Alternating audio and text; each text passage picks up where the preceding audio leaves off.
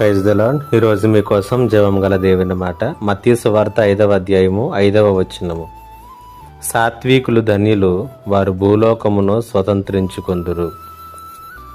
ఈ లోకము సాత్వికమును ఒక బలహీనతగా చూడటం అనేటువంటిది సర్వసాధారణమైనటువంటి విషయముగా మనకందరికీ తెలుసును. అయితే వాక్యానుసారముగా సాత్వికము అనేటువంటిది ఎప్పటికీ కూడా బలహీనత కాదు. సాత్వికము అనగా దేవుని యొక్క వాక్యానుసారంగా ఆలోచన చేసినట్లయితే అది అక్షరాల మన నియంత్రణలో మనల్ని మనం ఉంచుకోవటం అని అర్థం.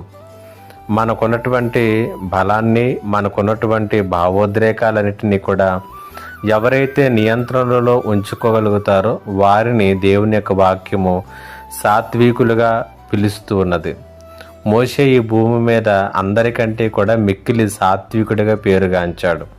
అనగా తనకున్నటువంటి ప్రతి భావోద్రేకాన్ని కూడా తన నియంత్రణలో ఉంచుకోగలిగినటువంటి శక్తి కలిగినటువంటి వ్యక్తిగా మోషేను మనమందరము కూడా చూడగలుగుతున్నాం.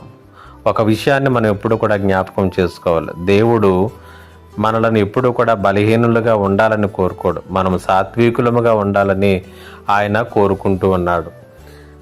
మత్తయి సువార్త 5వ అధ్యాయం 5వ వచనంలో యేసుక్రీస్తు ప్రభులు వారు చెప్పిన మాట, సాత్వికులు ధన్యులు, వారు భూలోకమును స్వతంత్రించుకుందరు. అనగా ఎవరైతే వారిని వారు నియంత్రించుకోగలుగుతారో వారు భూలోకమును స్వతంత్రించుకునేటటువంటి శక్తి గల వారు కాగలుగుతారు అని దేవుని యొక్క వాక్యము సెలవిస్తూ ఉంది. కాబట్టి సాత్వికం వేరు, బలహీనత వేరు. సాత్వికాన్ని బలహీనముగా ఎప్పుడు కూడా పొరపాటు పడదు. దేవుడు మనల్ని బలహీనులుగా ఉండమంటం లేదు, సాత్వికులుగా ఉండమంటున్నాడు. అటువంటి సాత్వికత కలిగినటువంటి జీవితాలు నడిపించుకుంటూ ఒక ఆశీర్వాదకరమైన జీవితాన్ని మనము సంపాదించుకుందాం. పరిశుద్ధాత్మ దేవుడు అట్టి కృపను మనకు అనుగ్రహించునుగాక.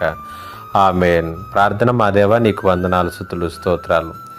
బలహీనతకు సాత్వికతకు ఉన్నటువంటి వ్యత్యాసాన్ని మాకు తెలియజేశారు. నీకు వందనాలు. మేము మా జీవితాల్లో సాత్వికతను కలిగి ముందు కొనసాగటానికి కృప చూపించమని యేసు పరిశుద్ధ నామములో అడిగి వేడుకొనిచున్నాను తండ్రి. ఆమేన్.